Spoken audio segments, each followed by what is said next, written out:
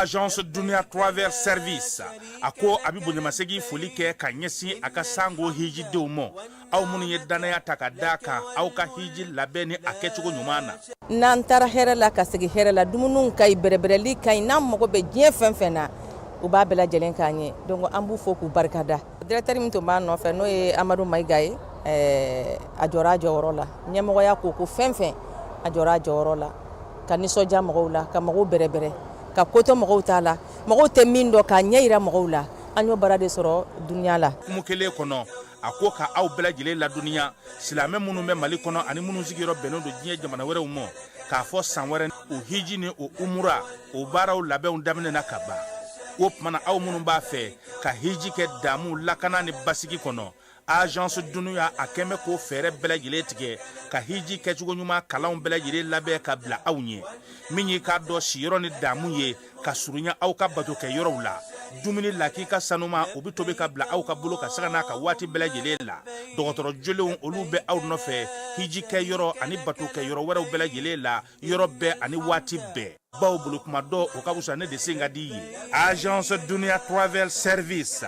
jenyu ankele mimbe au ka hiji ni au ka humura ke ka nya ale de do o fana ni aw be kuna foni were nyini aye weleli ke 66 71 37 24 70 64 99 71 ni aw be u ka yoro nyini u fle ni hippodrome yere la immeuble station Soma Yafula Kulukoro sira dala o fana minyi ka do agence Dunia Travel Service ye kube dugawu ke hijini umura ke chugo nyuma ana musakaw ala ka nogoya silame bela jele ye innal hamda dugutigi ni wal dafara e passé daka kasira dinama sungalo e kungolo ati dugu wari ko odima fo dugu andugu dum warata de o koni kuma tala sa e kasama moneto yi i yere ta sita sidi kan numero flani warici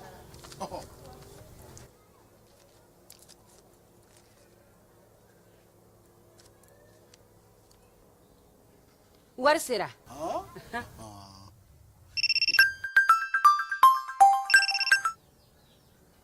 allo ye wari sɔrɔ o ɲɛna tiɲɛ yɛrɛ la ko ni sama bɛ maa min ɲɛ ko n komi t'i gosi ngonga sama mone i yere ta a songo ka nɔgɔ ni Mali wari ci sira bɛɛ ye dépôt ye fu ye wari bɛ ci fu ni application ye wa bɔsara ye musaka fitini ye sama mone jini kuran bɛ sara n'a ye crédit bɛ ta n'a ye sani feere bɛ kɛ n'a ye sama mone ni anw maliyɛnw ta ye a y'a si filɛ ka ngalon bɔnda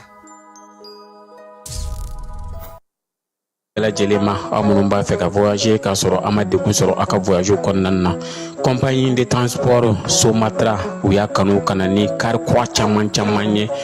kari minnu dilanna norme kɔnɔna na aw ka lafiya kama a suspension wo a climatisation a siège wo ni ye kari jɔlen ye foyi tɛ jigin kɔnɔ i bɛ se ka don a kɔnɔna na cogo min na Somatra e ka kari Somatra ne ka kari Somatra anw ka kari o hukumu kɔnɔna na kari ninnu bɛ sira ta don ko don Bamako Segu San Moti Kucala ka taa se Sikaso ma Keɲeba Kita o ma ɲina Yoro di Sahel maaw kɔ ka taa se Kolokani Jijeni fo ka taa se Bɛnma ma Somatra fiɲɛ foroko Somatra ka wuli hɛrɛ la ka se hɛrɛ la ayiwa client aw bɛ Pour identifier son numéro Move Africa Malitel, c'est très simple. Entrez le lien de la plateforme d'identification dans votre navigateur. Ensuite, entrez votre numéro de téléphone sans espace. Ensuite, entrez votre code de vérification reçu par SMS.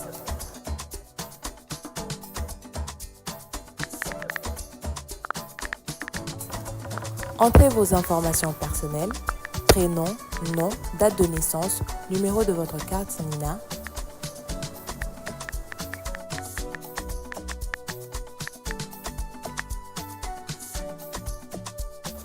Chargez votre carte Nina et enregistrez-vous.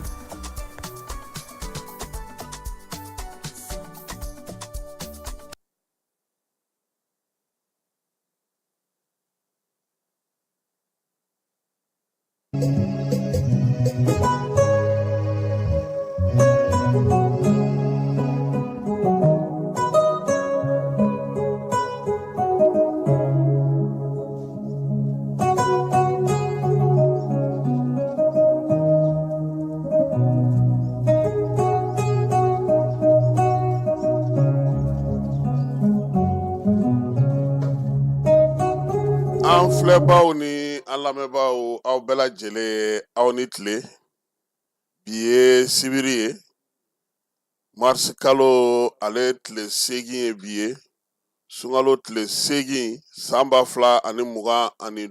an bɛ ale kɔnɔna na bi ye don kɛrɛnkɛrɛnnen ye musow bolo musow ka 8 marisi don o de ye bi ye an bɛ bɛɛ lajɛlen fo ka bɛɛ lajɛlen waleɲuman dɔn k'a yira walasa k'a fɔ bi babu n'an tilara an ka kunnafoni telimanw na min ye maa minnu bɛ UNZ dugukaw fɛ yen olu ka place publique ko kuma an bɛna an da don o fana na an ka sɔgɔmada in na maa welele o ye Amara Jalo ye ale bɛna se ka na ɲɛfɔli k'an ye o ko la sɔɔni sisan nka yan'o cɛ Fala ye kunu an tun y'a fɔ n ko Gana jamanakuntigi n k'a ka ŋana an fɛ yan taama na a sera yan nɛgɛ kanɲɛ 11 tɛmɛnen ni miniti 16 ye a kunbɛra Bamakɔ pankurutigi kɛnɛ na n'o ye Modibo Keyita tɔgɔla pankurutigi kɛnɛ ye Senukaw olu fɛ yen président ale John Dramani Mahama ye ale sigira fanga la ɲinansan salon o sa parce que tubabu jate la salon o don baaraw kɔnɔ a y'olu daminɛ munumunu salo ka taa bɔ jamanaw ye a kun bɛ Côte d'Ivoire dɔgɔkun tɛmɛnen bi a nana Mali kɔnɔ yan kibaruyaw y'a yira sa k'a fɔ ko ni ani Asimi ye ɲɔgɔn ye a mana bɔ yen a bɛ taa Burkinakaw fɛ yen min ye Ibe ye a n'o fana bɛna na ɲɔgɔn ye ka sɔrɔ ka taga a kuncɛ Cani fɛ yen maa in a nalen don ni CEDEAO maaw ka kuma ye ko halisa ko min ye jamana 3 in ye k'u ka to CEDEAO ale kɔnɔna na min mana bɔ babu in na tile kɔnɔ ni Ala sɔnna a ma an na o da maaw tulo kan John Dramani Mahama maliyɛnw jɔyɔrɔ bonyana kosɛbɛ a ka se sɔrɔli la kalata tɛmɛnen na Ganakaw fɛ yen wulikajɔ caman kɛra cɛsiri caman kɛra yaasa cogoya min na a bɛ se ka fanga sɔrɔ nka ale ka surun kosɛbɛ John Jori Rawlings la o de la min ye sɔrɔdasi ninnu ye ale b'u ka kuntilennaw faamu ka kɛ ni Rawlings o masurunama don Fala ye an bɔra ka kuma min fɔ n'o ye marisi kalo tile 8 ye ale yɛlɛmayali kɔnɔna na sa premier ministre ale kɔni bɛ depuis sɔgɔmada in na ale bɛ Kucalakaw fɛ yen nka a yɛrɛ donna ye kunungo a kunbɛra kosɛbɛ nka bi sɔgɔmada in na sa Kucalakaw u bɔra ka premier ministre ka sɛbɛkɔrɔ kunbɛ fana k'a yira k'a fɔ ko a b'a ka so baara mun bɛ yen n'a taa kun ye o ye sa o ye musow tɔgɔla don ye kɛrɛnkɛrɛnnen ye n'o o ye ɲinanta ye o baaraw bɛɛ lajɛlen bɛna kɛ Kucalakaw fɛ yen min ye dɔgɔkun kelen ɲɛnajɛw ye sa kalo kelen kɔnɔna na sa 8 marisi o ɲɛbila baaraw min ye Abilaye Mayiga ye a taara o de kurumo karili la o fana senfɛ sa a yera k'a fɔ ko min ye premier ministre ye Fala ye maakɔrɔw ka so ani dugutigiw ka so o gabakuru fɔlɔ a kan ka o fana da nka kunungo Bulakaw yani a ka so Kucala kɔnɔna na Bulakaw ni Mpɛsobakaw olu kɔni bɔra k'a sɛbɛkɔrɔ kunbɛ k'a yira la k'a fɔ ko a ma na yɔrɔ la yɔrɔ min na bibi na ni Mali jamana ɲɛmaw Mali baara min bɛ ka k'a kɔnɔna na n'o ye furancɛ fanga ye u senkɔrɔma tɛ ka don yɔrɔ mun na dugudenw sɔgɔmada in na sa nin ye Kucala ye Kucalakaw kɔni y'a yira k'a fɔ premier ministre a nacogo bɛnna Fala ye i b'a dɔn k'a fɔ ko Kucala a bɛ fɔ ale de ma ko kɔɔri faaba n'o ye capitale de l'or blanc ye a l'or blanc ko in a bɛ ɲini ka kɛ l'or noir ye dɛ a ma taa e ma salon e ma Kucalakaw ye ka nɔn ji la kɔɔri nɔfɛ Fala ye e ni Keba aw ti yaala kosɛbɛ nzɔn Bamako seulement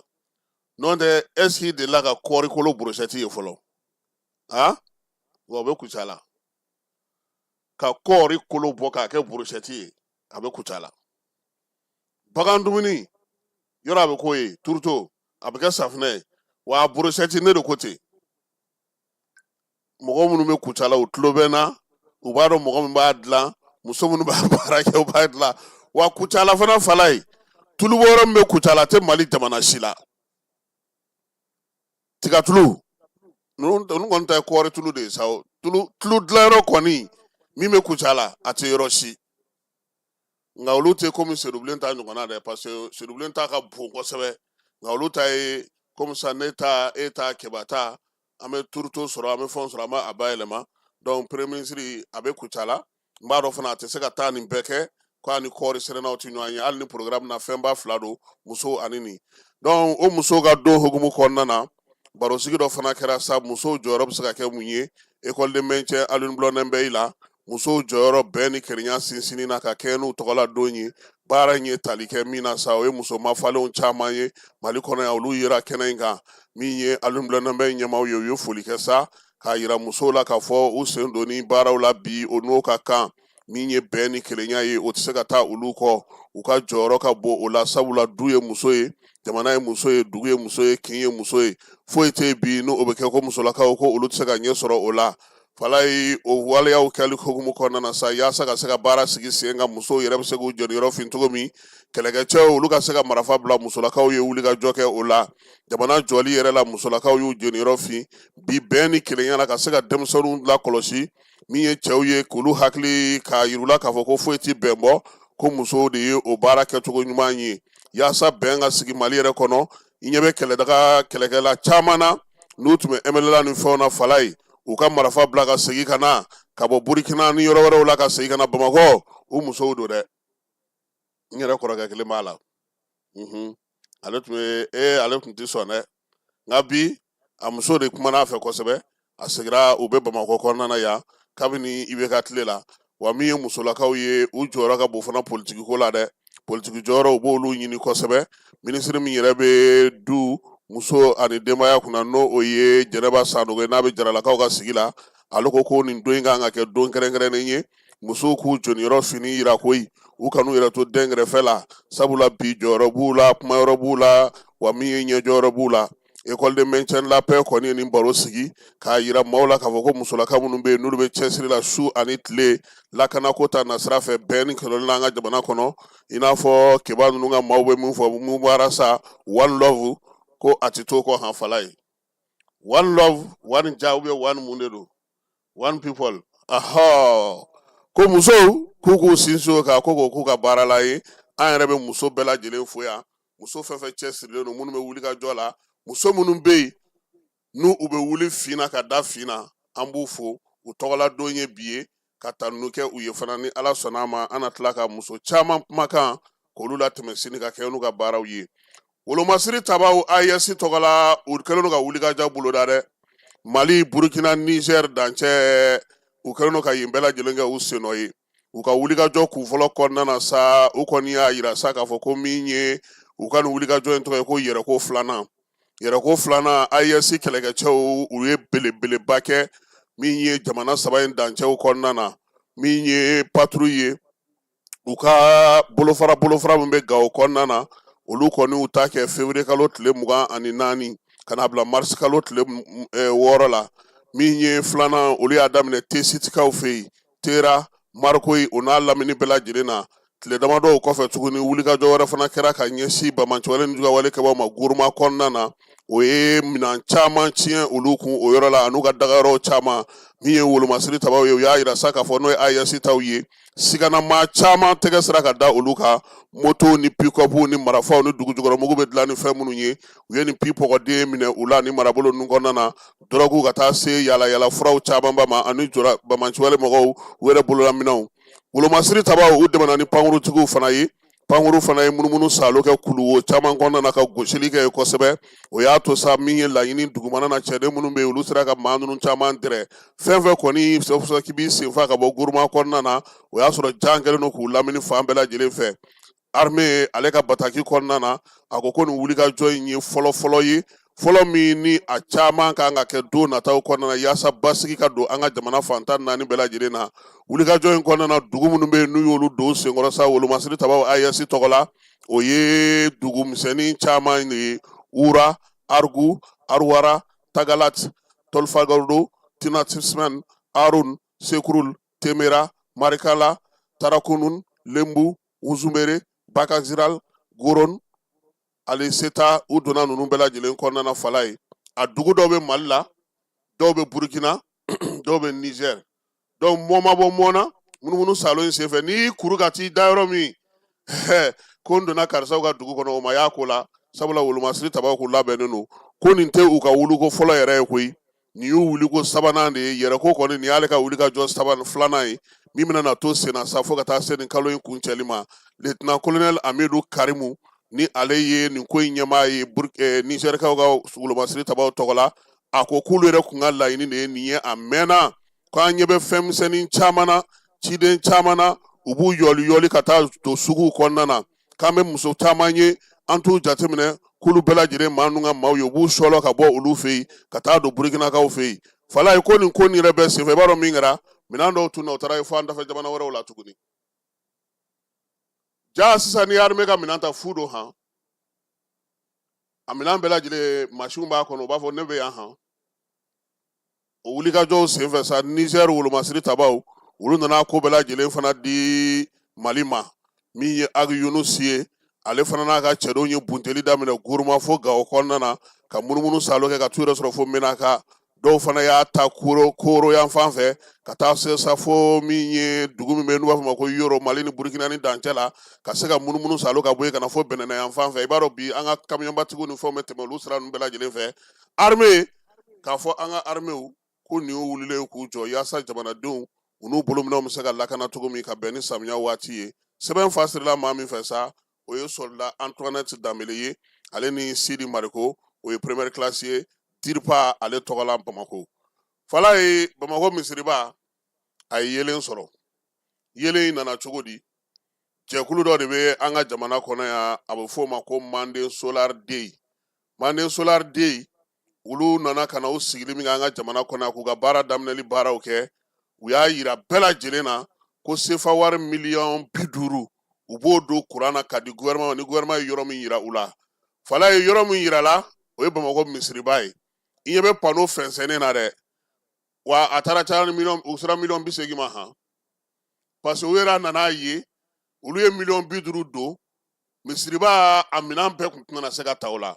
nka olu yɛrɛ y'a dafa k'a kɛ miliyɔn 80 ye kunungo misiriba kɔnɔna u ye tɛsi kɛ minɛnw bɛɛ lajɛlen sigira ko ni ala sɔnna a ma juma nata u bɛna n'a latɛmɛ Mali gouvernement ma ka fɛnw d'u ma o fana bɛna kɛ cérémonie ye ministre bɛna kɛ min kɛnɛ kan nka nin kɔni ye Manden Day olu sigilen u ye layidu min ta n'u ko ko miliyɔn 50 u b'a di Mali gouvernement ma ka yɔrɔ dɔ yir'u la u bɛ taa baara kɛ yɔrɔ min Bamako kɔnɔna na misiriba de yirala bi misiriba kɔni fala ye aw yɛrɛ bɛ se ka kuran feere han bi u kɛra ɲɔgɔnko ye nka an bɛ min f'u ye u k'u hakili to a minɛ cogo la dɛ pano baden min filɛ nin ye tan nin koli kalo kalo f'i k'a ko f'i k'i hakili to a la entretien kow fana b'a la pano kɔni baara bɛɛ lajɛlen banna pewu u ye misiriba minɛn bɛɛ yɛlɛ a kan kunun juma k'a bɛɛ lajɛlen est-ce que u tɛ taa kɛba ninnu ka filiw bɔgɔti sinon misiriba mɔgɔ dɔw bɛ kuran ta ye dɛ kɛba aw artisanakaw ni aw bagadajikaw aw t'aw den ka dɔ ta ye a b'a tigɛ dɛ n'u m'a tigɛ a bɛ gɛlɛya nka min ye Manden Day maaw ye an b'u fo layidu min n'u y'a ta diɲɛ bɛɛ ɲɛna k'a fɔ k'u bɛ kuran min di u y'a di an b'u fo k'u waleɲuman dɔn n'an bɔra yen Manantalikaw olu kɔni bɛ labɛn na ka taa gɛrɛfu la n'Ala sɔnna a ma sini ni min sɔrɔl'o la an na Juliette ale ɲininka ka se ka ɲɛfɔli kɛ baara min bɛ sen na nin waati na sa o ye k'a fɔ centrale dɔ tun kan ka taa sigi Jɛnɛkaw fɛ yen Mali kiiri tigilamaw olu ye wulikajɔ kɛ k'a fɔ ko yurugu ko o b'o ko in na koyi min ye nin baara in ye a ko bɛɛ lajɛlen kɔni dira cabinet seginna de ma pôle financier la n'o ye pôle économique maaw ye kabini nin kalo in tile 7 sa olu kɔni u ka baaraw bɛɛ lajɛlen daminɛ maa minnu bɛ yen sa n'o ye maa 6 ɲɔgɔnna ye fala ye k'olu de minɛna i b'a dɔn problème kɛra min ye garantie indiens ye yɔrɔ min di ko ye yɔrɔ garantie o banque de ma se ka ye hali bi parce que n'i bɛ juru ta banque la f'i ka na ni kibaruya ye fala ye k'a fɔ bon olu ye ne ka garantie ye n'a ma ne a b'olu a b'aw wasa don olu la k'olu k'a ka wari bɔ olu kun o de kɛra problème ye parce que o de yɛrɛ de ma se ka ye degun yera o yɔrɔ de la maa ninnu kɔni tiɲɛ na u minɛna a yera sa k'a fɔ ko sefa wari miliyari 6 n'a kunkanfɛn o de garantie kɔni ma se ka sɔrɔ hali énergie yɛrɛ tun ye maa min don jɛnɛ ni projet in coordinateur la ale fana bɛ kaso la bi nka sɛgɛsɛgɛliw bɛ sen na hali bi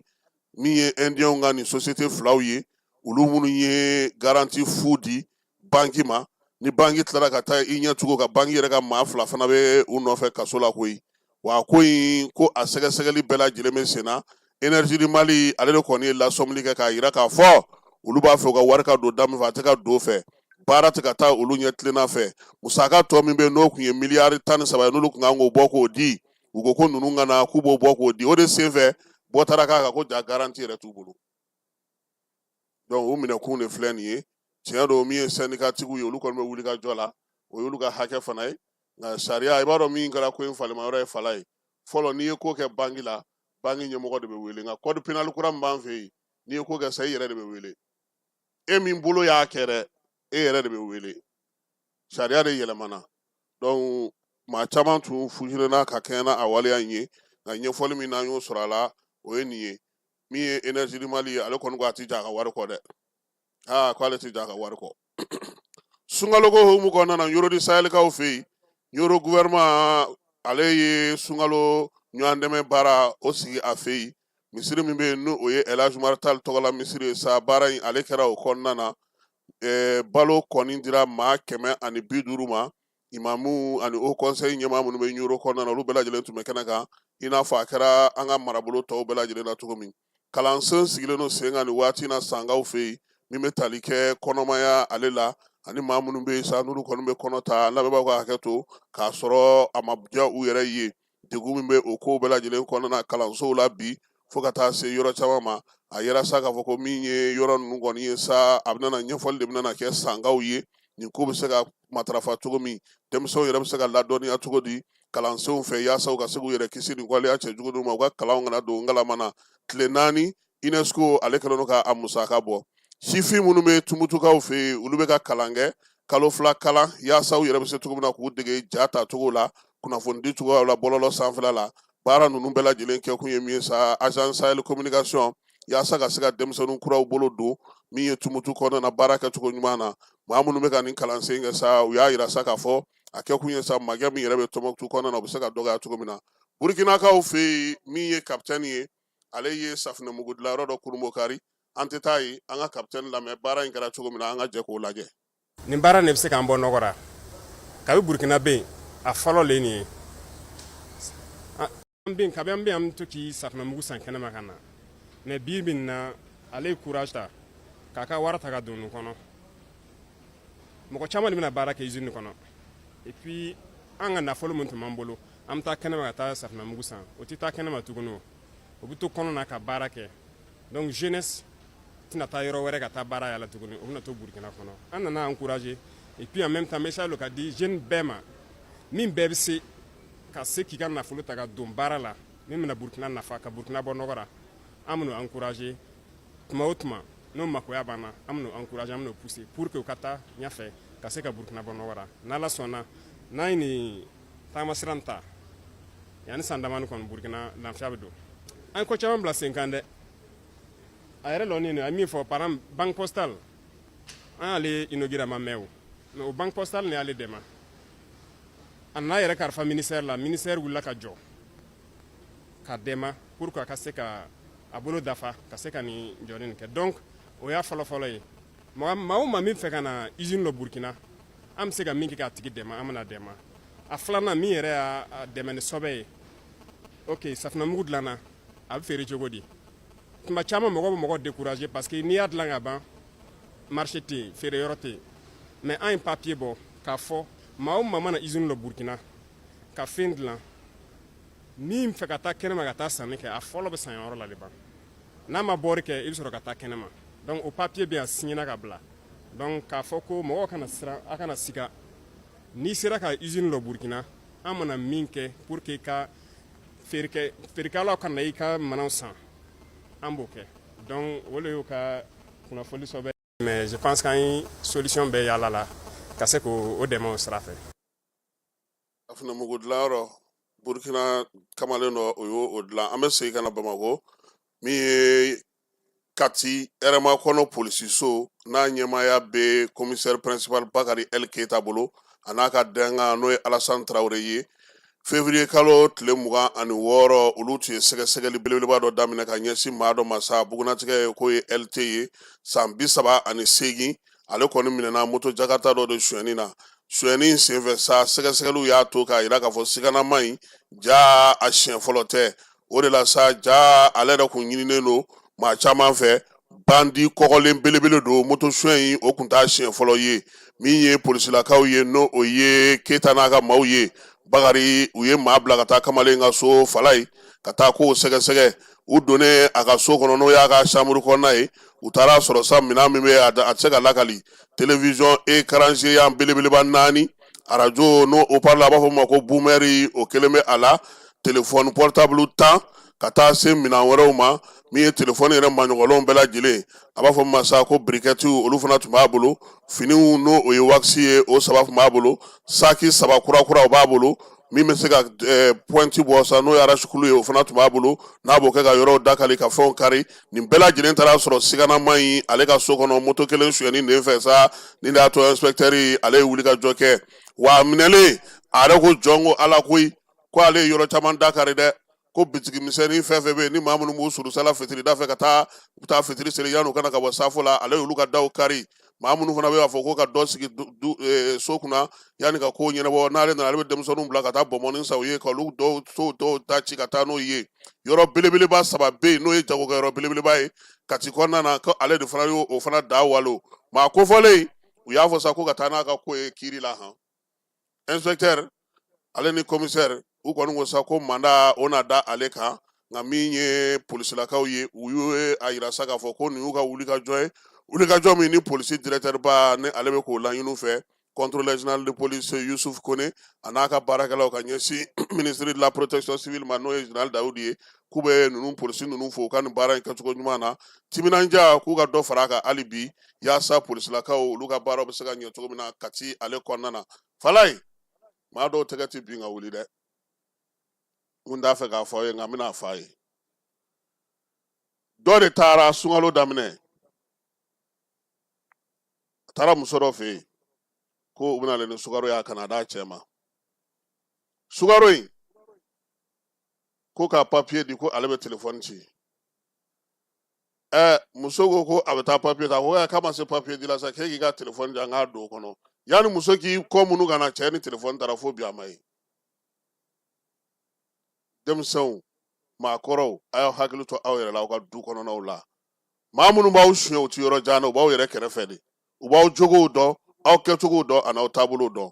nin ye an ka kuma la kumabaw ye sɔgɔmada in na sɔɔni sisan min ye Amara Jalo ye an bɛna n'ale ladon yaasa n'ale ka se ka ɲɔgɔn sɔrɔ nka yan'o cɛ Falaye an bɛ taa fan fɛ fɔlɔ ka bɛn ni baaraw kɛcogo ɲuman sabatili ye Société Énergie du Mali ale bɛna mise à jour kɛ a ka compteur papier i sago bɛɛ lajɛlen na don n'a nataw la ni fɛɛrɛ kura min filɛ nin ye a dabɔkun ye ka se ka jigiya to ye ani baara kɛcogo ɲuman k'o sabati ani maa minnu bɛ baara kɛ kuran na olu ni ɲɔgɔn cɛ nin compteur baaraw bɛna kɛ ka bɛn ni octobre kalo tile 16 ye san 2024 u b'a fɔ kɛɲɔgɔnw bɛɛ lajɛlen ye a bɛna code 3 de sɔrɔ chiffre 20 na ta o ta n'o kɛra aw fɛ nka a tɛna kɛ kelen ye bilen nin baara in hukumu kɔnɔna la ka se k'a kɛ a ka ɲa kɔdu ninnu u bɛ da ɲɔgɔn kan cogo min na o de filɛ nin fɔlɔ i b'o don compteur bɛ sɔn o la i bɛ sɔrɔ ka filanan tugu o la compteur bɛ sɔn o la i bɛ sɔrɔ ka sabanan n'o y'a laban ye k'o tugu o la compteur bɛ sɔn o la EDM SA ko b'u kɛɲɔgɔn bɛɛ lajɛlen na dɔnniya nin baara kura min filɛ nin ye sago tɛ se ka kɛ a kunna baara hukumu kɔnɔna la n'o y'a sɔrɔ kɔdi minnu salen don aw bolo n'a ma la baara fɔlɔ a y'u la baara ka compteur la yanni nin mise à jour cɛ n'a ye gɛlɛya sɔrɔ walima n'a mɔgɔ bɛ kunnafoni dafalan na k'u b'a da u ka kɛɲɔgɔnw bɛɛ lajɛlen kulo kan a y'an ka centre d'appel wele min ye 36 077 walima a ka taa an ka agence dɔ la kelen na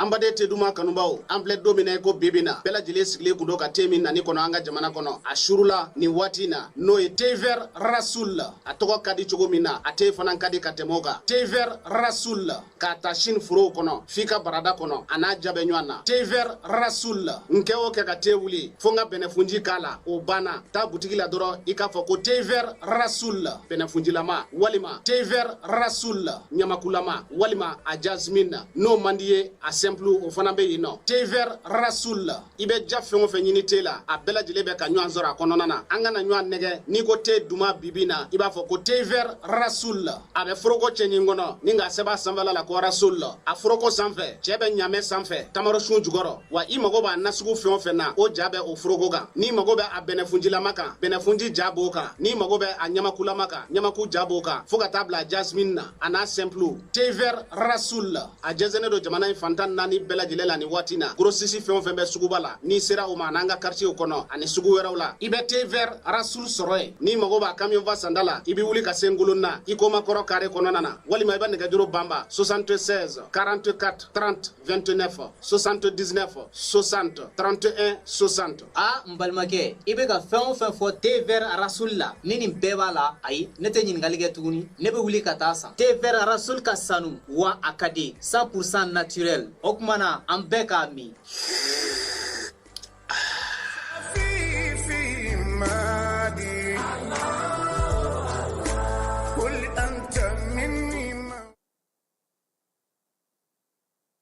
an filɛbaaw ani an lamɛnbaaw an y'a fɔ a ɲɛna cogo min na sa bi tilegan in na an ka maa bisimilalen o ye Amara Jalo ye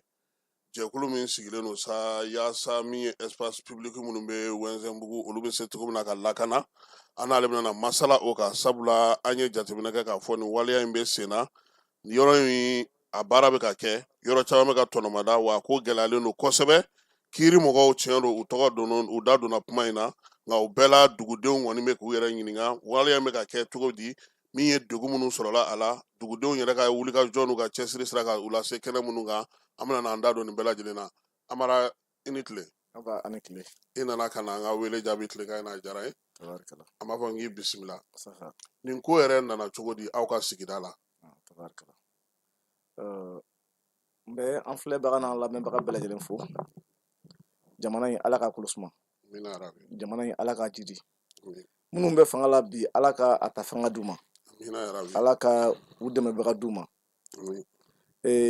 Wɛnzɛn place publique ko in bɛ sen na ça fait bientôt 6 ans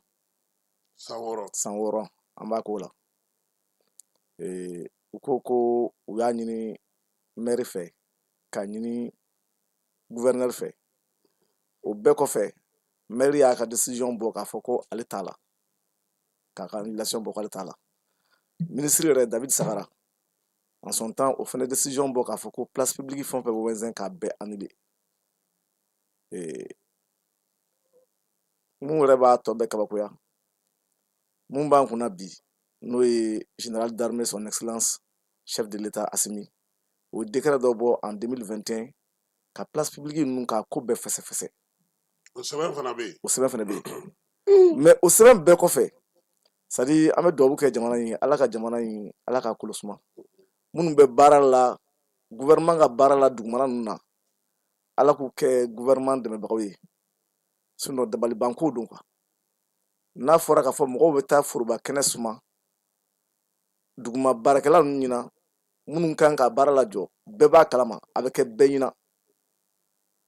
maa si tɛ kuma ni kuma saral'u la fɛnɛ u t'u kun kɔrɔta ka bɛn n'a ye olu dun bɛ jamana ka baara de la ni ne y'a faamu question d'éthique et de respect de législation o ko dɔrɔn de don sɛbɛn minnu sɛbɛnnen don ko ka baara k'a kɔnɔna na ni baara ma kɛ o kɛcogo la gɛlɛya bɛ don baara bɛɛ la a fan bɛɛ mais dugukolo bɛ se cogo di min bilalen don ko mɔgɔw ka ni lafiya yɔrɔ o bɛ se ka ta cogo di maire sigilen ɲɛna k'o yɛlɛma mɔgɔw fɛ maire tɛ se ka wuli ka jɔ kɛ o la ka se k'o bali fo aw dugudenw de bɛ fara ɲɔgɔn kan k'a kɛlɛ kɛ bon o yɔrɔ min filɛ nin sisan maire sɛbɛn cira maire ma ka ɲininka ko in bɛ cogo min na a bɛ se ka fɛn k'a la a tɛ se ka fɛn k'a la bon maire tɛ parce que c'est l'agent désigné qui est là-bas mun bɛ yen nɔ c'est un agent désigné comme non maire tɛ depuis élection andira délégation de tun bɛ yen autorité intérimaire de tun bɛ yen o bɔra yen u ye agent désigné dɔ de bila yen sisan donc o agent désigné a ko ale tɛ se ka baara lajɔ ale ka baara t'a lajɔli ye ICE de bilara ka taa ɲininka baara min bɛ ka kɛ a b'a kalama kuma fɔra ye da gansanw fɛ a tɛ ka wuli donc bi bi in na a ka kan olu mun ye ICE ye n'olu nana ɲininka o ye da garantilen a ko non baara in t'ale ka baara ye ale tɛ se k'a lajɔ i y'a faamu donc a y'an bɛɛ kamana gan mais min ye nin ko in kamanaganyɔrɔ ye Jalo o ye k'a fɔ e ye sɛbɛn min fɔ nin ye ta ni jamana ɲɛmɔgɔ yɛrɛ y'o ta 2021 o bɛ mun de fɔ dugukolo dibaliya ko la ani o bɛ mun yamaruya pour que maire kana se ka nin baara kɛ et puis sɛbɛn ninnu bɛ bɔ yɔrɔ jumɛn pour que mɔgɔ kana baara kɛ se tɛ se ka k'u ma foyi tɛ se ka f'u ye n'a aw y'u la ka ɲɛsin u ma fanga tigilamɔgɔ bɛ aw yɛrɛ ka mɔgɔ denmisɛnninw minɛ u bɛ taa n'aw ye tribunal ni fɛnw na u bɛ kɛ cogo di k'a sɔrɔ yamaruya sɛbɛn tɛ olu bolo u bɛ sɛbɛn ninnu bɔ min. Très bien. N'i y'u ɲininka u b'a fɔ ko sɛbɛn b'olu bolo ko yɔrɔ ko plan approuvé b'u bolo mais a plan approuvé ɲɛ t'a ye n'i ma den jɔsi ɲɛ t'a ye i b'u ɲininka a bulletin de b'u bolo bulletin a tɛ ye u b'a fɔ ko permis b'u bolo ne ye permis kelen pe de copie sɔrɔ u bolo o permis décision t'a la arrêté t'a la i y'a faamu bon o document ninnu ni investigation bɛ poussé an bɛ se k'u bɛɛ d'i ma k'a fɔ an bɛ nkalon da mɔgɔ la o tɛ an tɛ mɔgɔ ko la on fait une lutte objective mais c'est pas subjectif donc n'i y'a ta k'a lajɛ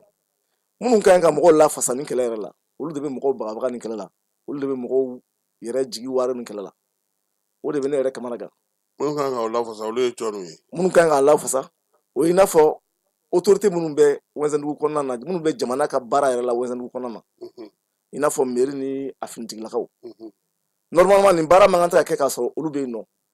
yamaruya sɛbɛn tɛ mɔgɔw bolo olu bɛ continuer ka baara kɛ minnu b'a fɔ ko u bɛ baara la olu de bɛ bagabaga olu de bɛ tɔɲɔ olu de bɛ gɛn ka bɔ u jɔyɔrɔ la i y'a faamu. donc bi n'i y'a faamuya sisan mɔgɔ mɔgɔ bɛ aw ka yɔrɔ la n'o y'i da don nin ko in na a bɛɛ bɛ degun sɔrɔ foyi tɛ se ka ɲɛnabɔ a ko la. a bɛɛ bɛ degun sɔrɔ tafan t'a la nafan t'a la i mana wuli kuma yɛrɛ dɔw b'u da yɛrɛ mun bɛ mɔgɔ yɛrɛ jigi latigɛ. o ye jumɛn ye. u ko mɔgɔ mɔgɔ da kan ka don nin ko la k'olu bɛ damu. k'u damu cogo di. k'u damu ne ko n ko mali kura in k'o de bɛ ne kamana gan effectivement a preuve bɛ yen n'u ko y'u damu hali n'a preuve t'an bolo k'u y'u damu ni wari ye mais kɛwale b'a yira anw na k'a fɔ damunen don munna ne m'a fɔ ne ka so don ne m'a fɔ n ko an k'a minɛ k'a kɛ ne ni mɔgɔ dɔw ta ye an ko forobafɛn de n'an wulila ka se forobamɔgɔw ma k'a fɔ ko forobafɛn b'a la ka ɲagami a b'a la ka tiɲɛ ne hakili la o y'anw ta nɔgɔya la dɛ. aw yɛrɛ kɛlen ka ɲɔgɔn sɔrɔ a ye sira jumɛnw ta parce que sariya bɛ yen o ye tiɲɛ ye nka min ye dugudenw ye olu kɔni kan ka se ka wuli dugutigi bɛ dugu la a kan ka se ka so ma ɲɛmɔgɔw kelen kelenninw bɛ hali min yɛrɛ bɛ bi na ale ye administrateur délégué n t'a dɔn intérimaire don mais tɔgɔ yɛrɛ ne t'ale yɛrɛ tɔgɔ dɔn ka agent désigné nin tɔgɔ ka aw ka tubabukanw ka ca dɛ ale fana bɛ maire jɔ la nka ale se ka maire baara kɛ ninnu bɛ ka kɛ ale fana ɲɛna aw ye ninnu bɛɛ tagama ɲɔgɔnya fɔlɔ aw kumana aw sera ninnu ma. a ye nin bɛɛ tagama ɲɔgɔnya a tagama ɲɔgɔnya tɛ dabarala kuma ye dɛ a bɛɛ sɛbɛnw bɛ yen. ka taa f'u ɲɛna min bɛ sen na. ka taa f'u ɲɛna mun bɛ sen na u b'a bɛɛ kalama u b'a bɛɛ kalama dugulako tɛ koyi baara in yɛrɛ ka kɛnɛ laban talen yɛrɛ ni mairie cɛ mètre 200 de don u ye kɛnɛ 5 de ta sisan nɔ. kɛnɛ 5 kɛnɛ 5 u ye mun suma n'i taara ka taa ta k'a lajɛ yɛrɛ u b'a fɔ ko place libre ko public tɛ ne k'o la n ko jamana urbanistes bɛ jamana kɔnɔ urbanistes kalanw taara ɲɛfɛ kosɛbɛ sisan c'est à dire terme dɔw bɛ yen nɔ a ka kan u ka a miiri tun k'a réviser ne fɛ dɛ o ye ne Amara Jalo ka kuma ye ka da mun kan ni sumani kɛra kɛnɛ minnu bɛ bila ko ɲɛtaga bɛ sabati a kɛnɛ kɔnɔ ni cadre de vie bɛ améliorer kɛnɛ minnu kɔnɔ o kɛnɛ bɛɛ ye espace public de ye ne fɛ dɛ a mana kɛ place libre ye o a mana kɛ tɔgɔ o tɔgɔ mana d'a ma foroba kɛnɛ de don jamana kuntigi ka décret 2021 décret in n bɛna papier copie ta. a sɔsɔlen don wa. a sɔsɔlen don ko kɛnɛ kan bɛɛ ɲina n bɛna copie ta ka di ma. mais ne bɛ ka min faamuya o administration territoriale mɔgɔw olu tɛ nin kalama olu t'a dɔn k'a fɔ ko nin bɛ ka kɛ aw fɛ yen k'u bɛ ka espace public fɛ mɔgɔ minnu yɛrɛ bɛ ka wuli ka jɔ kɛ ko ka samiya labɛn mɔgɔ bɛ se ka tɛmɛ yɔrɔ min na n'olu yɛrɛ y'u ɲɛ tugu nin yɔrɔ bɛɛ lajɛlen ka geren o tuma a bɛna kɛ cogo di. bon a bɛ se ka kɛ u t'a kalama parce que kalamako ye mun ye an ka jamana in baara jamana ɲɛmɔgɔw sɛgɛnnen don u sɛgɛnnen don kosɛbɛ. o fana kan ka wuli ka jɔ. kunnafoni bɛ s'u ma yɔrɔ min na o b'a sɔrɔ ko tiɲɛna a mɛnna de parce que i b'a sɔrɔ service da bɛɛ la mɔgɔ bɛ service da bɛɛ la mun bɛ nin baara ninnu kanu na n'olu b'u ta sɔrɔ a nankariliw la o mɔgɔw bɛ yen donc i mana sɛbɛn don kuma o kuma i bɛ mɔgɔ sɔrɔ mun bɛ sɛbɛn nasigi ou bien u bɛ sɛbɛn munumunu cogo dɔ la u b'a latunu cogo dɔ la o bɛ se ka kɛ donc an b'a jigiya k'a fɔ ko sanfɛmɔgɔw t'a bɛɛ kalama kosɛbɛ kosɛbɛ on peut dire ça sinon à un moment donné an tun ye sɛbɛnni kɛ ka taa fɔ présidence la je pense que olu ye jaabi bila ka na ministère de l'urbanisme na olu y'a ni structure dɔ bɛ yen ko CSPUNAV celui de la planification de la politique de la ville olu y'a n'olu bila contact la olu ye investigation baden kɛ baara in kan donc u tun ko ko bɛɛ ka baara jɔ minnu bɛ terrain kan bɛɛ ka baara jɔ mais Traoré n b'a fɔ i ɲɛna hali sisan an bɛ kuma na yɔrɔ min na sisan olu ko ko bɛɛ ka baara jɔ mɔgɔ bɛ baara la baara bulen bɛ hali sisan baara bulen bɛ hali sisan aw ma olu tɛ se taa terrain kan tuguni ka taa ko jateminɛ voilà ne kɔni yɛrɛ bolo normalement olu kan ka se ka baara lajɔ parce que olu ye service créé nin kama moyen bɛɛ kan ka k'u bolo ka baara in lajɔ bon mais n'u yɛrɛ ma kuma an t'a dɔn mun bɛ quoi donc an kɔni bɛ se ka mun kɛ bi o ye ka welewelemada kɛ peut-être da kunna o tuma ne ko Amara hakɛ to dɛ plan t'aw ka yɔrɔ in na wɛnsɛn in na wa plan tɛ yen k'a fɔ ko nin ye mɔgɔw ni lafiya yɔrɔ ye mɔgɔ man ka so jɔ a la a kɛ kun ye don dɔ la ni ko ye mɔgɔ sɔrɔ mɔgɔ ka se ka u yɛrɛ munumunu a kɔnɔna na o plan tɛ yen wa et puis plan in est-ce que minnu kan k'a lakɔlɔsi sigida yɛrɛ lakɔlɔsili baaraw kɛ est-ce que aw sera olu fana ma u k'a dɔn k'a fɔ ko nin man ka feere nin kan ka to yen dugudenw ka ni lafiya yɔrɔ de ye nin ye o mɔgɔw fana olu ye mun kɛ. très bien plan bɛ wɛnsɛn na. plan b'a la. wɛnsɛn yɛrɛ n bɛna n da don a la dɔɔni dɔrɔn k'a da a la teliya quoi wɛnsɛn in sigira en 1960 a ye lotissement belebele fila de kɛ 81 ani 78 81 o kɛra lotissement belebele fila ye o lotissement belebele fila in kɔnɔ u ye place publique ninnu a sɛbɛnni b'a bɛɛ la PLPL de pointu ni ɲɔgɔn cɛ donc a place libre ko kuma in ne tɛ se ka fɛn fɔ a la parce que ni quartier kan min bɛ yen e b'o de kan PL de b'a kan o ye place publique ye ne bolo an kɔni b'a kɛ place de parce que a public ma yɔrɔ y'an bolo foroba kɛnɛma comme an bɛɛ bɛ fɛɛrɛ ko dɔn o ye foroba kɛnɛma o ye place publique n'o tɛ PL de b'a kan donc 98 a plan ninnu dɔ rectifiera mais hali o rectification déclassement ma k'a la parce que place publique ninnu en temps réel ne yɛrɛ ka faamu cogo la dɛ an ye fitinin min dɔn a ko la place publique mankan tɛ ka se ka ta n'a ma déclassé déclassement fana tɛ kɛ ni conseil réunion interministérielle ma kɛ mɔgɔ mɔgɔ ka nafa bɛ se ka bɔ a hukumu kɔrɔ k'a déclassé n'o ma kɛ ne m'a dɔn a bɛ approuvé cogo min na quoi ne m'a dɔn o plan bɛ tɛmɛ cogo min na n bɛna exemple fitinin dɔ di anw ka lakanabagaw bɛ kɛnɛ min kan bi n'o ye gendarmerie ye i b'a dɔn k'o bɛ foyer wɛnsɛn gendarmerie i b'a dɔn k'o bɛ foyer de jeunes de kɛnɛ kan foyer de jeunes o ma jeunes bɛ taa mini foyer de jeunes tilara fila de ka fan kelen di gendarmerie ma bon o kɛra mun dugukolo jalan kun don wa ou bien a jɔlen kun don de dugukolo jalan kun don o kɔrɔ ko jeunes ta ma jɔ quoi jeunes ta ma jɔ fɔlɔ jeunes ta jɔra mais a ma bila en valeur kosɛbɛ quoi sinon jeunes ta jɔra gendarmerie yɛrɛ jɔra i y'a faamu mais n'o y'a sɔrɔ k'a fɔ ko gendarmerie place tun bɛ yen nɔ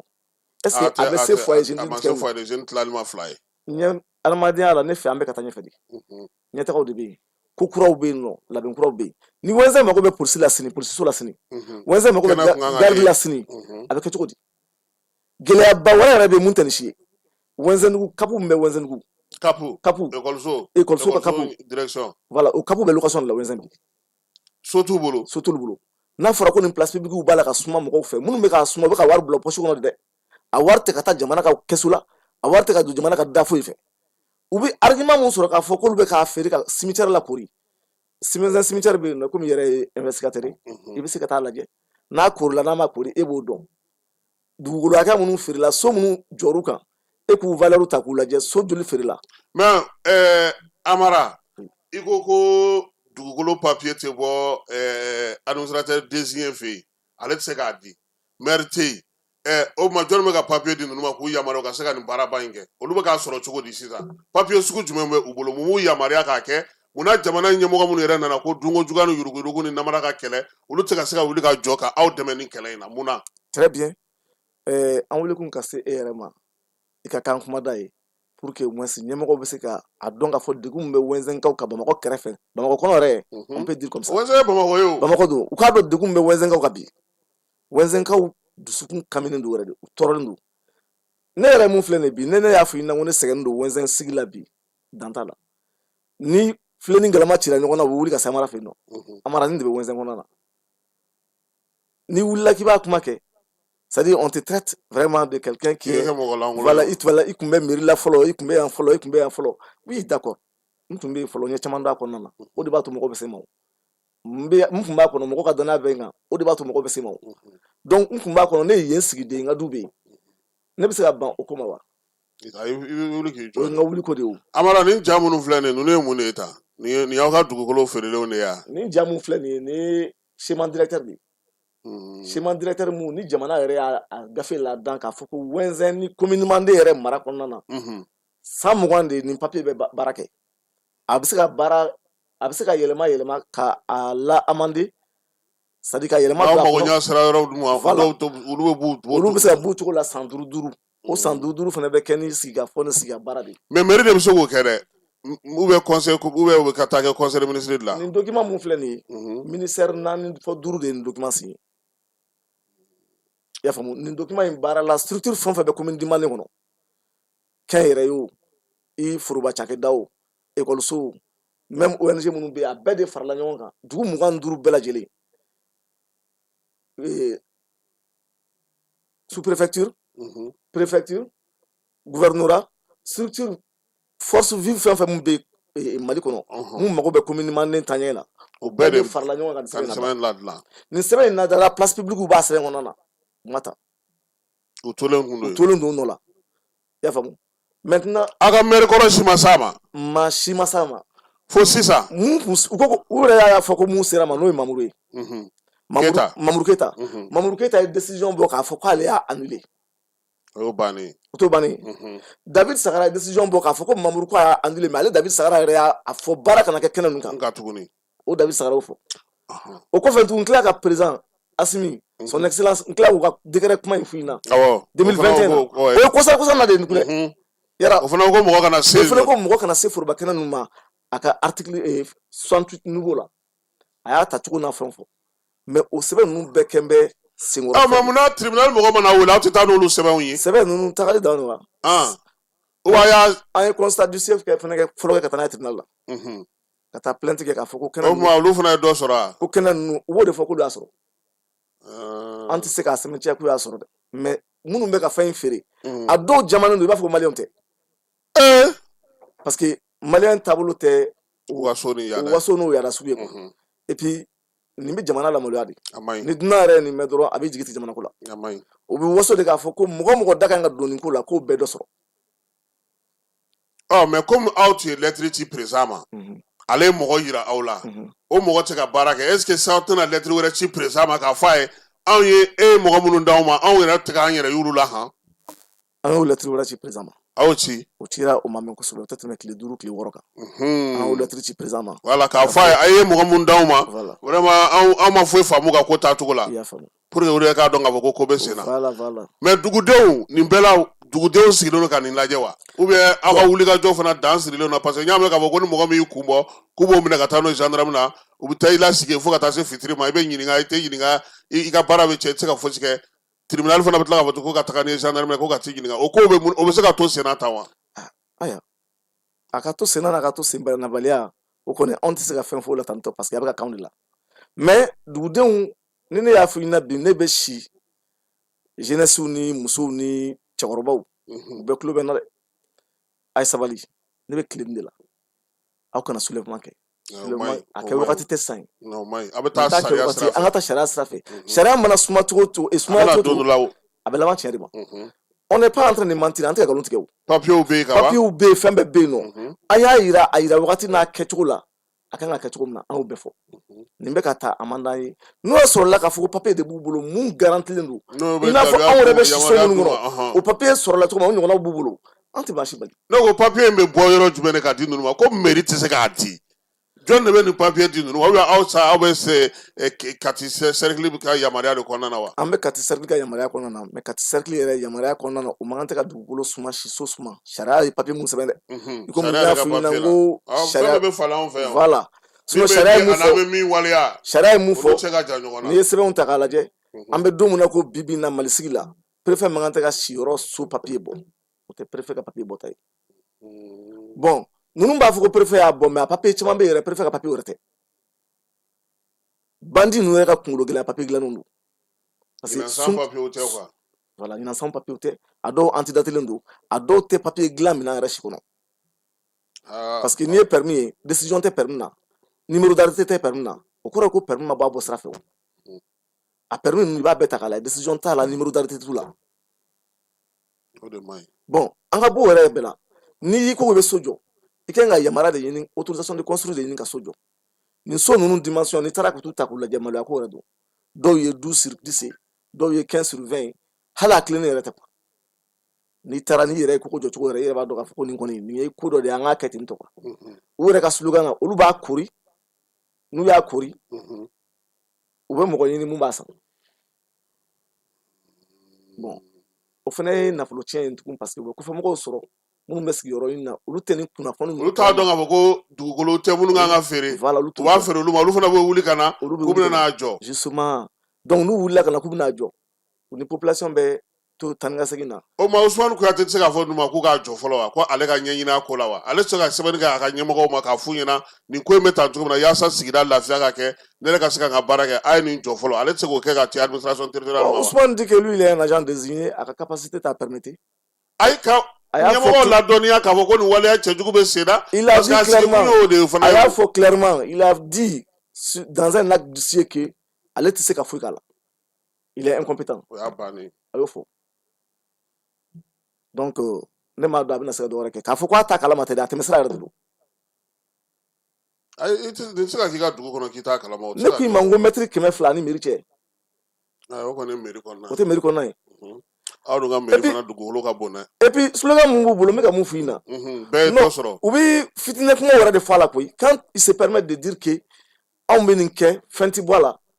mɔgɔ si tɛ se k'u bali fɛn fɛn kan ka kɛ o ye dɔ di bɛɛ ma fɛn fɛn kan ka kɛ dɔ dira bɛɛ ma o ma ɲi dɛ donc là fitinɛ kuma don mais o kan k'a to ɲɛmɔgɔw minnu bɛ dugukolo ko kunna kuma tɛ minisiri min bɛ dugukolo ko kunna ale ka wuli ka aw ka plan ɲini k'a sɛgɛsɛgɛ k'a dɔn k'a fɔ ko in bɛ sen na président ye sɛbɛn min bɔ n'o ye Asimi ye o sɛbɛn min bɛ maaw bali ka nin baara ninnu kɛ o sɛbɛn fana ka lajɛ ani aw ye wulikajɔ minnu kɛ ka ɲɛsin mɔgɔ minnu fana ma olu fana ka se ka kɔmasegi dɔ k'aw ye parce que n y'a ye k'a fɔ aw ka denmisɛnnin caman bɛ bi olu yɛrɛ tɛ se ka bɔ kɛnɛma yɛrɛ ni u m'u minɛ ka taa n'u ye gendarmerie la ka t'u latilen k'u lasi ye k'u bagabaga k'u bɔ u dabolo la olu ko ninnu bɛɛ lajɛlen bɛ sen na o fana kɛrɛfɛ tuguni dugu yɛrɛ kɔnɔna na mɔgɔ si tɛ se k'i da don a la ni i ma bagabaga n'u m'i lasira n'u m'i jatigɛ maa si tɛ yen min bɛ ka se ka aw dɛmɛ wa bɔyɔrɔ fan foyi t'aw bolo nin kɔfɛ wa Amara bon ou fɛɛrɛ jumɛn b'aw bolo bɔyɔrɔ fan min b'an bolo an kɔni b'a jigiya an bɛ Malikura ko mun fɔ sanfɛmɔgɔ ninnu le gouvernement aujourd'hui u bɛ baara mun na an b'u fo baara in bɛɛ ɲɛ b'a la kɔnɔdimi tɛ ɲɛdimi don an bɛɛ ɲɛ b'a la vraiment ne kɔni b'a dɔn n'u bɛ nin kalama a ɲɛ ma yɛrɛ yɛrɛ a tɛ kɛ nin cogo la mais je sais que a ko kisɛ t'u bolo mun bɛ f'u ye o tɛ tiɲɛ ye quoi mun bɛ f'u ɲɛna u yɛrɛ tɛna terrain kan o tɛ tiɲɛ ye donc u kana terrain kan u ka bɛɛ invitation ye lamɛn mun ye u kana terrain kan u ka bɛɛ lamɛn u k'a dɔn réellement mun bɛ yen nɔ a bɛ ka kɛ cogo min na sinon n'o y'a sɔrɔ k'a fɔ a kɛlen bɛ kɛcogo ɲuman na on ne peut pas empêcher an b'a empêcher mun na sariya don n'a bɛ sariya kɔnɔna na mais a bɛ bɛɛ ɲɛna ne ye mun f'u ɲɛna n'i ye place ninnu lajɛ place ninnu ye 70 mètres carrés de ye 70 mètres carrés la u b'a la ka 16 lots de bɔ a kɔnɔna na wɛnzɛn terrain kelen kelen dun ye 25/30 de ye 25/30 o den naani tɛ sɔrɔ 70 mètres carrés la o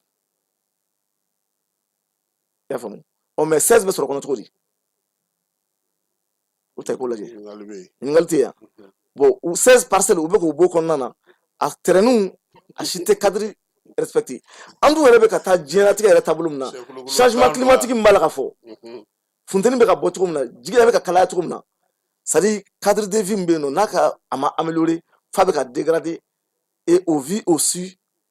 de tout le monde c'est à dire mɔgɔ minnu ni ko tout le monde mɔgɔ minnu bɛ dugumana n'a yɔrɔ la parce que sanfɛ mɔgɔ ninnu vraiment ne tɛ jigin u la dɛ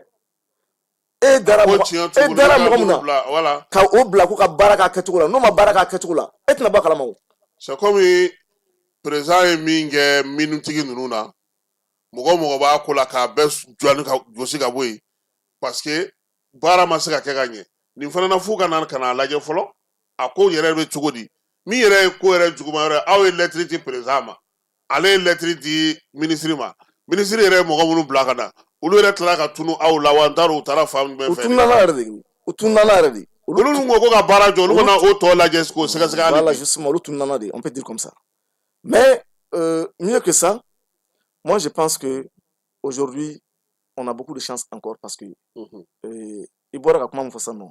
a ye ne la content kosɛbɛ président ka décision flash social min kɛra o don franchement depuis que ne yɛrɛ n'a bɔra kalama a bɛ gɛlɛya dɛ a baara in ɲɛna kosɛbɛ kosɛbɛ parce que mara ye fɛn dɔ de ye dana de mara ye kalifa de mara ye délégation de pouvoir o de don fo ka se dugu ma jamana ɲɛmɔgɔ a ɲɛ n'a tulo n'a bolo n'a senw de bɛ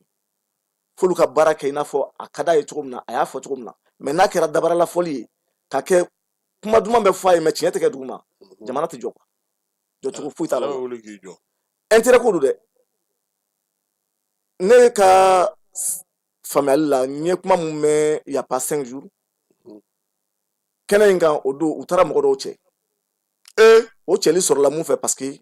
minnu kan ka lafasali kɛ ko dɔ kun dira o dɔ ma mun kun dira o dɔ ma u tila k'o feere mɔgɔ wɛrɛ ma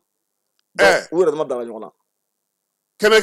kelen kan ye u yɛrɛ dama bilala ɲɔgɔn na ye maa min kan ka yɔrɔ fɛn bɛɛ kɛ dɔ kun dira o tigi ma o tigi ta bɔsila ale fana ye mɔgɔ bila ka t'u bɛɛ cɛ o tigi ta bɔsila ale ye mɔgɔ bila ka t'u bɛɛ cɛ a ko bɛ cogo di u y'a lasegin a ma bon e komi a ko kɛ n bɛ bagabagali ye an tɛna taa an sen don o bɛɛ la u ka bɔ ni sira wɛrɛ ye ka taa kuma wɛrɛ sɔrɔ ka fɔ a ma donc i n'a fɔ ko an taara fɛn dɔ kɛ mun t'a kɛta ye mais n ye information mun kɔni sɔrɔ k'a fɔ k'u yɛrɛ dama bilala ɲɔgɔn na sabu dɔ dira lakanabaga yɛrɛ dɔ ma o ta minɛna la o ye mɔgɔ bila ka taa mɔgɔw cɛ ka sɔrɔ baara dun daminɛna fɔ bi a ma mɔgɔ cɛ ye a ma deli k'a fɔ mɔgɔ ma ko ka baara ka jɔ a ma deli k'o fɔ ko musow yɛrɛ delila ka s'a ma ko muso ma ko n'olu m'u sen bɔ nin na k'u bɛ ko sɔrɔ mun ka jugu nin ye a ko gɛlɛyara sisan a gɛlɛyara dɛ a gɛlɛyara fo ɲɛmɔgɔ de k'u donc vraiment moi je pense que ni jamana ye danaya da i kan k'i bila yɔrɔ la k'i ka jamana ka minɛn fa i ka i yɛrɛbakun mɔgɔ bɛ fɛn ɲini dɛ mais fɛn mun bɛ se ka jamana lagosi k'o ɲini quoi fɛn mun bɛ se ka jamana ka ɲɛtaga nankari k'o ɲɛɲini quoi mais nin kɔfɛ aw yɛrɛ ka collectif bɛna mun kɛ sisan bi ta kɔfɛ bon bi ta in kɔfɛ tout de suite la an ka collectif kɔni anw bɛ sɛbɛnni de kɛ parce que violence yɛrɛ kɔni tiɲɛ yɛrɛ la moi je suis contraire à ça je n'aime pas la violence a bɛ se ka ɲɛnabɔ ni hakili ye ne fɛ a bɛ ɲɛnabɔ ni hakili ye et puis diɲɛlatigɛ fɛn bɛɛ wagati b'a la ni fɛn o fɛn wagati ma se o tɛ mais n'a y'aw sigi fana ni dugukolo fana bɛɛ banna fana ye kɛlɛ yɛrɛ o de y'an ka wulikajɔ yɔrɔ 6 taara ka ban yɔrɔ kɔni a tɔ tɛ bɛrɛ ni ye tuguni 8 don an t'a dɔn 10 de don Kasim ne bɛ invité ka taa wɛnzɛn ka taa fɛn na ye n'i y'a lajɛ n ye yɔrɔ dɔw yala o i jigi bɛ lamisɛnya n ye yɔrɔ dɔw yala i jigi bɛ lamisɛnya yɔrɔ dɔw yala hali kaburu dɔ an y'o ye o ma k'o de voilà an bɛ sira mun kan sisan bi bi in na an bɛ sira mun kan Mali mago bɛ ɲɛtaga mun na an ka dugukolo jukɔrɔ fɛnw bɛ ka nafa mun yira an na n'a bɛ se ka sɔrɔ n'olu bɛɛ sɔrɔla an mago bɛ kɛ ɲɛtaga ni sanayɛlɛ mun na par fini a kɛyɔrɔ tɛ sɔrɔ an bolo ne bɛna misaliya fitinin dɔ f'i ɲɛna mun bɛ ne yɛrɛ dusukun tɔ bɛ kami wɛnzɛndugu tugulen bɛ Kanajigila de la Kanajigila dugu kun n'a kun balontan terrain kelen tɛ yen nɔ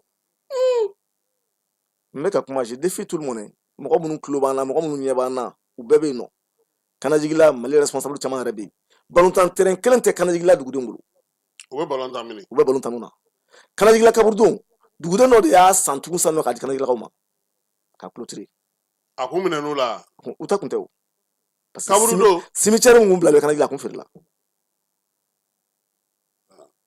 bon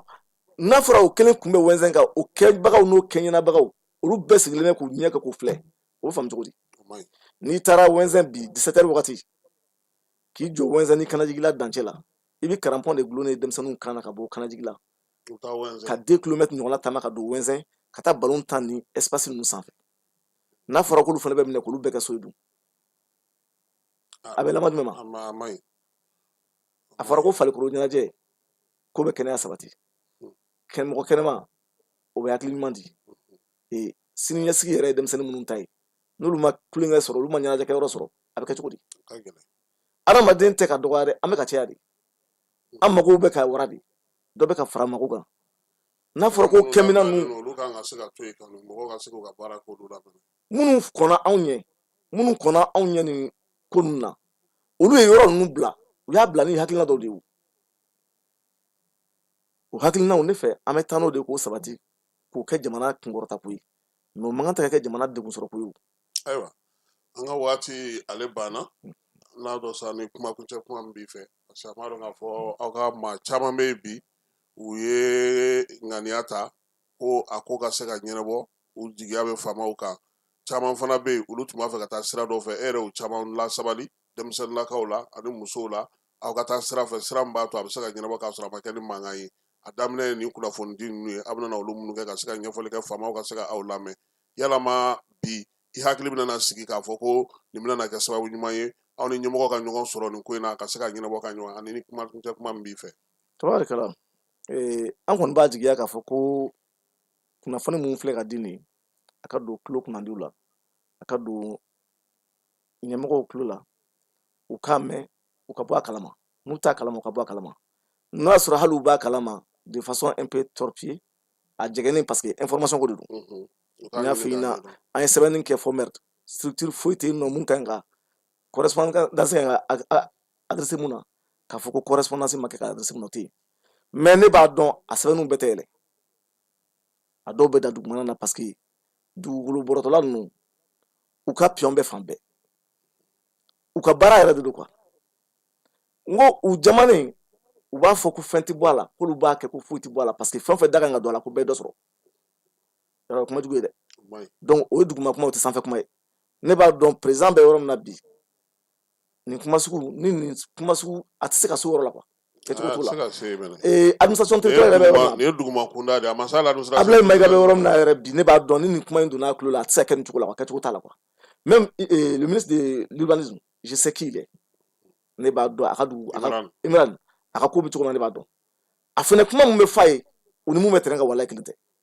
o de la m'a fɔ ɲɛmaaw ɲɛna kuma bɛɛ u ka taa kɛnɛ kan parce que n'i bɛ taa kɛnɛ kan i bɛ bɔ ko caman tiɲɛ kalama min bɛ f'i ɲɛna ani min bɛ ka waleya i bɛ danfara ye u ni ɲɔgɔn cɛ n'o tɛ e tɛ se ka service ta jamanakuntigi k'a ɲini e fɛ karisa a ye taa nin ko ɲɛnabɔ o ɲɛnabɔli ka to ten cogo la aw ma se ka wuli ka jɔ kɛ k'a dɔn o ko taara fori mun na komi segin ma kɛ aw ye aw ma olu ɲininka aw ko ko mɔgɔ ka baara jɔ baara jɔli kɔnɔ aw yɛrɛ tunna ninnu bɛ ka baara taa ni baara ye hali bi o kɔrɔ olu yɛrɛ bɔra baara la olu ka baara kɛ u bɛ taa mun fɔ ɲɛmɔgɔw ɲɛna k'an y'a ɲɛnabɔ wa ɲininkaliw bɛ yen a kuma ka gɛlɛn a kuma ka gɛlɛn sinon ministre ka sɛbɛnni kɔfɛ k'a fɔ a ye ko in dabila halisa o ko kelen ka continue fo ka taa se ka degun se jamanadenw ma ko la tiɲɛ yɛrɛ la a bɛ mɔgɔ kamana gan ne kɔni bɛ mun fɔ ka kuma kunun cɛ an bɛ dugawu de kɛ ala ka jamana in ala k'a kolo suma ala k'an bɛn kelen ma fɔ ɲɔgɔnkɔ minnu bɛ yen an bɛ sunkalo la se bɛ ala ye ala bɛ se ka bɛɛ ban san ala k'a bɛɛ ban san an bɛ dugawu kɛ nin ko in ala k'a ɲɛnabɔ dusukoloko tɛ hakilina yiraw de don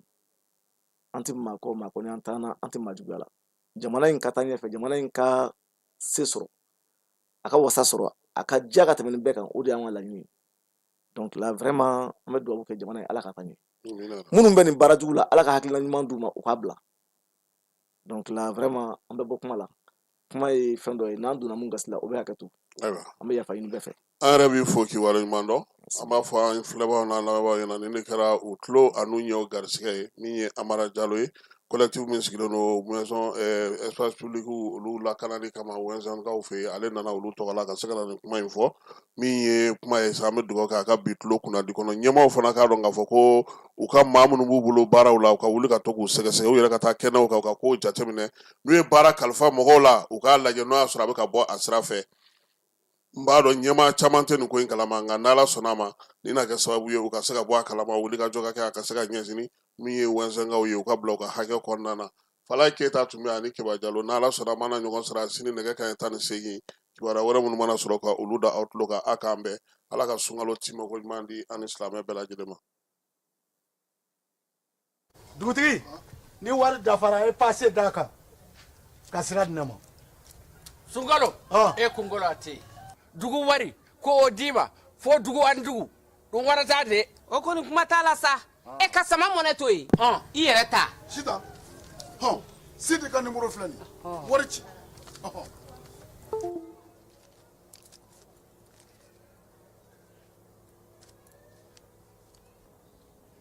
wari sera.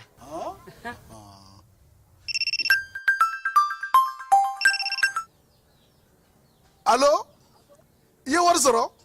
o ɲɛna tiɲɛ yɛrɛ la ko ni sama bɛ maa min ɲɛ ko n komi t'i gosi. ngonga sama mɔnɛ i yɛrɛ ta a sɔngɔ ka nɔgɔn ni mali warici sira bɛɛ ye depo ye fu ye wari bɛ ci fu ni application ye wa bɔsara ye musaka fitinin ye sama mɔnɛ ji ni kuran bɛ sara n'a ye krediw bɛ ta n'a ye sanni feere bɛ kɛ n'a ye sama mɔnɛ nin y'anw maliyɛnw ta ye a y'a si filɛ ka nkalon bɔ n da